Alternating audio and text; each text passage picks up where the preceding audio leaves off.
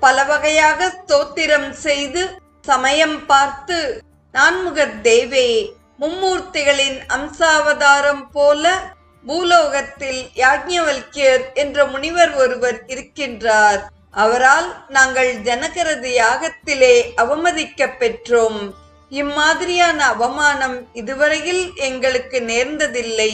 அவரது மேதாசக்தியோ பெரிதும் வியக்கத்தக்கதாய் உள்ளது.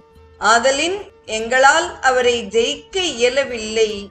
ஏதாவது ஒரு உபாயம் செய்து அவரை நிகிரகம் செய்து எங்களை காத்தருள வேண்டும் என்று வேண்டிக் கொண்டார்கள். இதை கேட்ட பிரம்மதேவர் மகரிஷிகளை நோக்கி, தபோதனர்களே, அந்த சானந்தரை வெல்லக்கூடியவர்கள் உலகத்தில் இல்லை. அவர் எல்லாவற்றையும் அறிந்தவர். தாயின் கர்ப்பத்தில் இருக்கையிலே ஸ்ரீமன் நாராயண மூர்த்தியால் உபதேசம் பண்ண பெற்றவர்.